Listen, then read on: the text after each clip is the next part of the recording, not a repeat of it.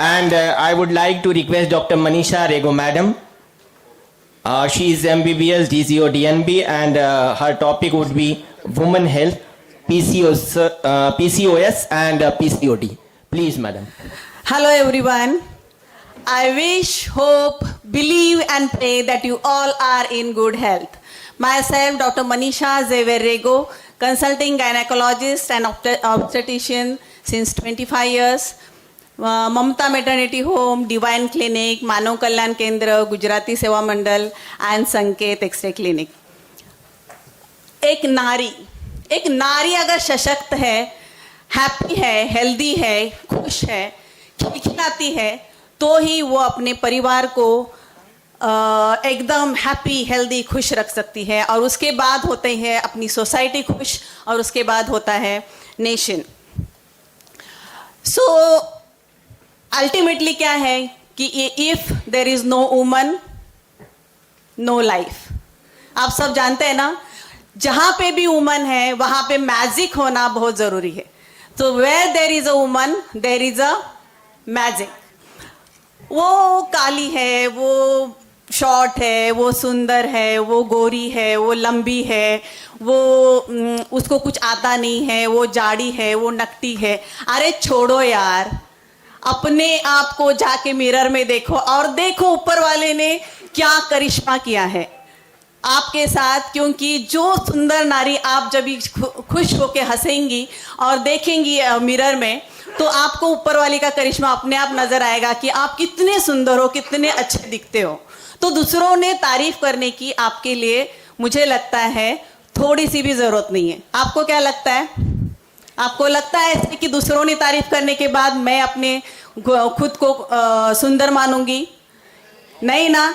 मैं सुंदर हूँ, अच्छी दिखती हूँ, अच्छी रहती हूँ, अच्छी समाज के लिए कुछ करती हूँ, तो मैं अच्छी हूँ, सुंदर हूँ. मेरा मन सुंदर है तो मेरा सब कुछ सुंदर है. उसके लिए सुंदरता बाहर दिखाने की जरूरत नहीं है. आपका अगर मन सुंदर है तो फिर आपका तन भी सुंदर अपने आप लगेगा.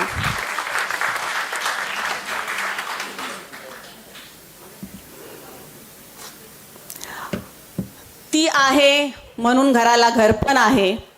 ती आहे म्हणून नात्यांमध्ये जिवंतपणा आहे. ती आहे म्हणून दिव्यामध्ये ज्योत आहे. आणि ती आहे म्हणून हे सारं विश्व आहे. हो की नाही?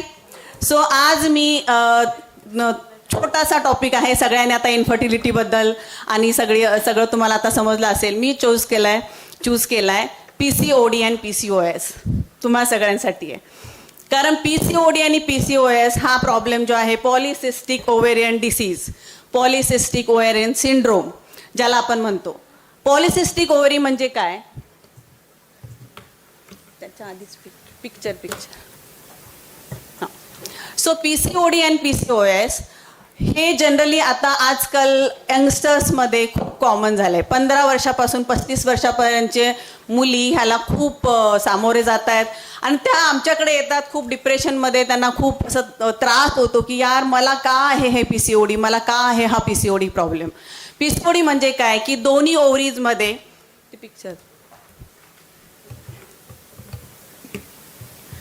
PCOD मध्ये काय होतं की दोन्ही ओव्हरीज ज्या असतात त्या ओव्हरीजमध्ये छोटे मल्टिपल एग्स तयार होतात.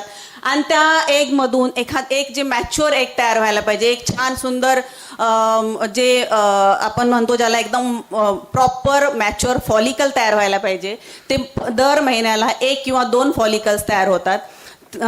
PCOD पेशंटमध्ये एकाच वेळेला एका ओव्हरीमध्ये छोटे एग्स तयार झाल्यामुळे त्यातलं एक मॅच्युअर फॉलिकल तयार होत नाही. आणि मॅच्युअर फॉलिकल तयार न झाल्यामुळे दर महिन्याचं जी त्यांची पिरियड सायकल असते ती इरेग्युलर होऊन जाते.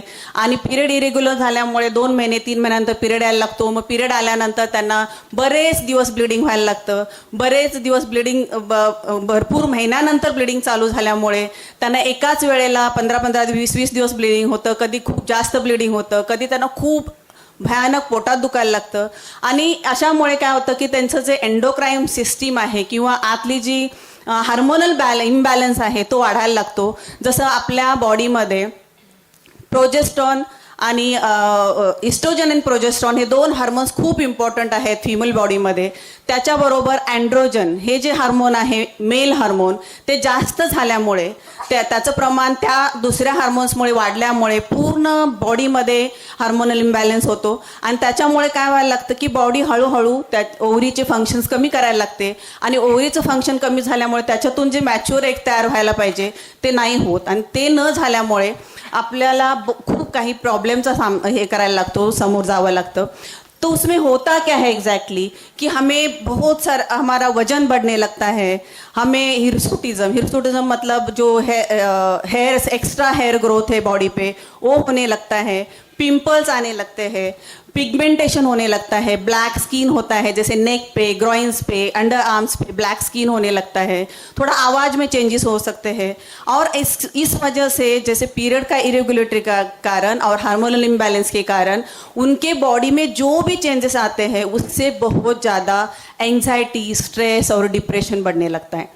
सो ये यंगस्टर्स में बहुत बहुत बहुत कॉमन हो गया है क्योंकि उनका मोटापा बढ़ने लगता है. मोटापा बढ़ने के बाद उनको ऑलरेडी अभी सब हेल्थ कॉन्शियस हो गए कि मुझे पतला दिखना है, लेकिन वो कितना भी कोशिश करेंगे हेल्दी डाइट, हेल्दी एक्सरसाइज, फिर भी जो सिस्टम है उनका इंटरनल सिस्टम पीसीओडी के कारण उनका मोटापा अपने आप बढ़ने लगता है. सो इसके लिए अभी आप जो भी यहाँ पे डॉक्टर्स मौजूद है आप सबको पता है कि क्या पीसीओडी एंड पीसीओएस के लिए ट्रीटमेंट है.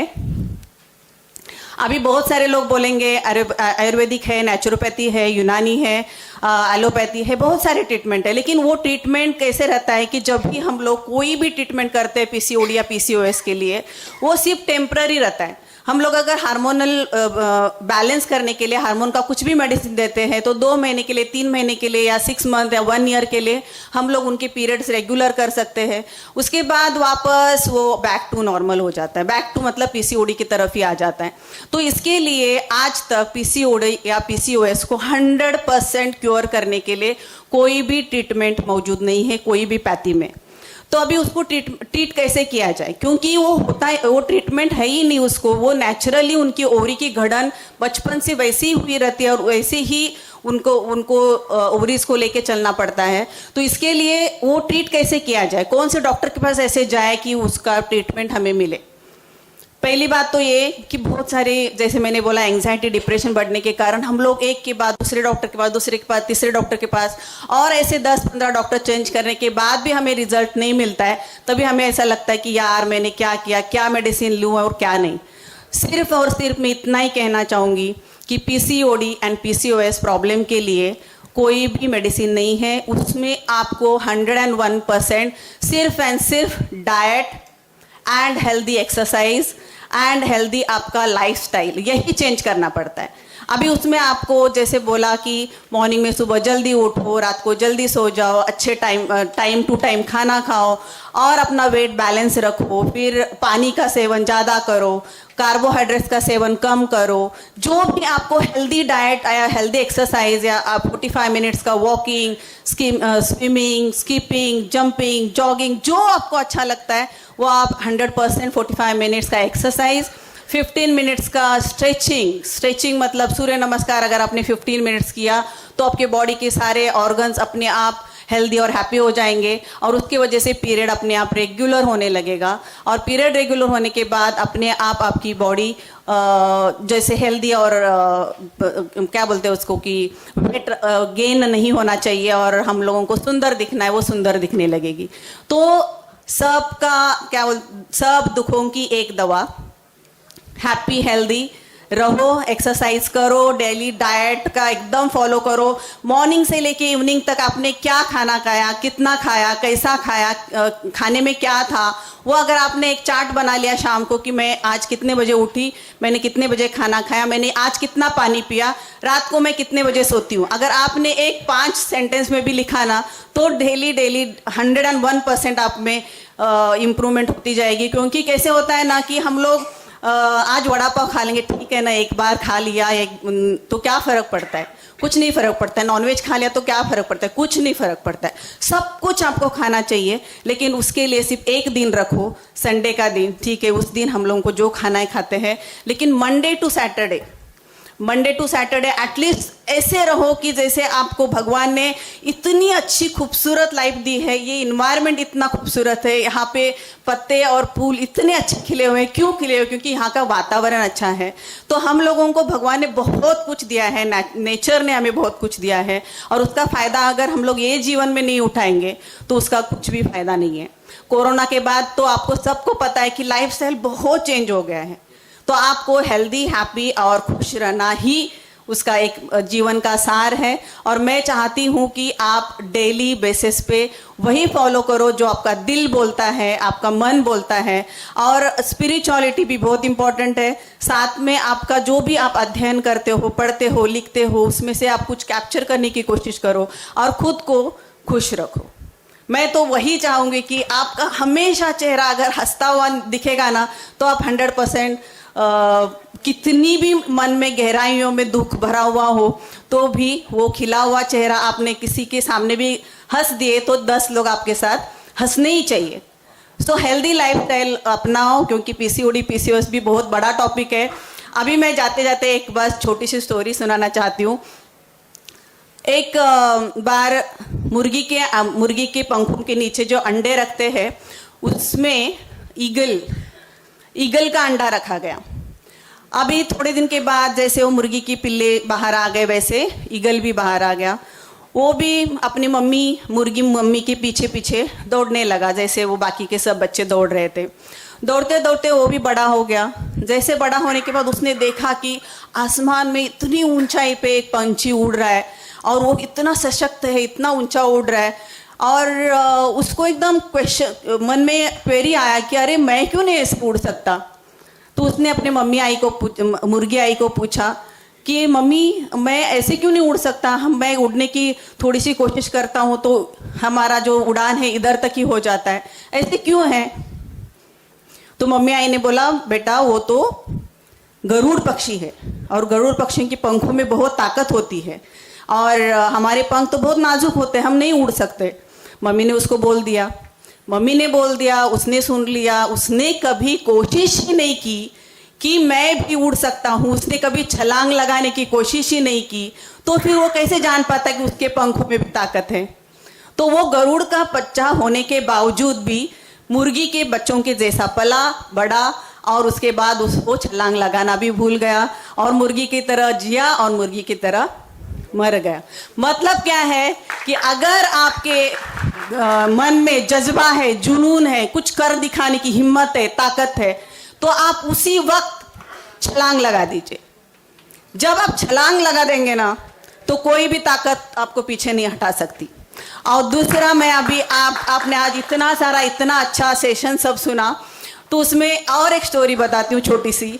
गांधी जी के पास एक बार एक मम्मी और एक बच्चा। गांधी जी तो आपको सबको पता है कि सब दुनिया को उन्होंने बहुत सारे ये दे दिए कि आप ऐसे रहो वैसे रहो। तो वो बच्चा बिल्कुल सुनता नहीं था मम्मी का। वो हमेशा बोलता था कि मम्मी, मतलब वो खा खा के इतना मोटा हो गया था। तो मम्मी को लगता है कि चलो यार, सब के पास में डॉक्टर के पास लेके गई, उसको बहुत कुछ हेल्दी एक्सरसाइज कराया, फिर भी नहीं पतला हो रहा है। तो हम उनको लेके जाते हैं, एक गांधी जी के पास लेके जाते हैं और कुछ गांधी जी बोल देंगे उनको। तो वो क्या करते, गांधी जी के पास लेके जाते। तो गांधी जी बोलते अच्छा वो ज़्यादा खाता है, शुगर वाला चीज़ ज़्यादा खाता है, मीठा ज़्यादा खाता है, शक्कर ज़्यादा खाता है, बहुत मोटा हो गया है। ओके, मैं क्या बोलूँ उसको, तो तू मत खा। ठीक है, मैं बोलता हूँ, मैं कुछ करता हूँ, लेकिन आप 15 दिन के बाद आना मेरे पास। तो फिर मम्मी बोलती ठीक है, शायद गांधी जी को कुछ सोचना होगा उसको बोलने के लिए, इसके लिए मुझे 15 दिन के बाद गांधी जी ने वापस बुलाया है।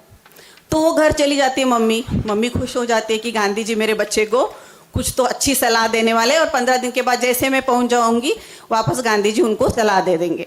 तो 15 दिन के बाद मम्मी बच्चे को लेके वापस गांधी जी के पास चली जाती है।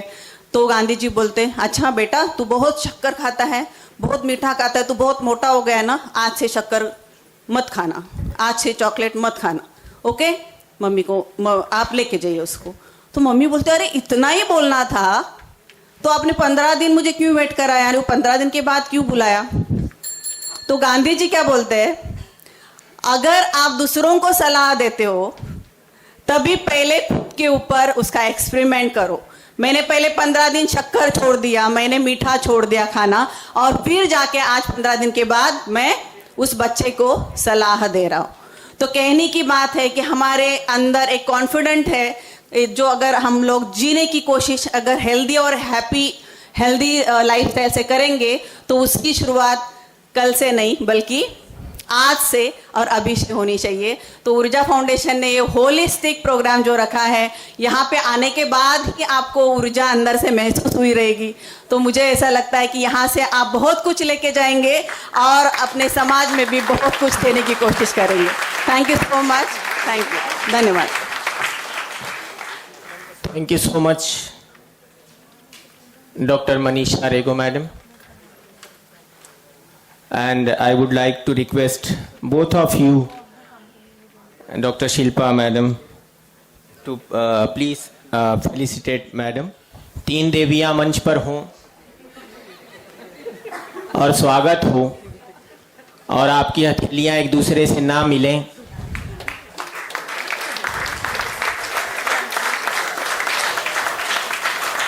जिक्र किया 3 का चौथी भी आ गई। उन्हें फोटो खिंचाने का बहुत शौक है।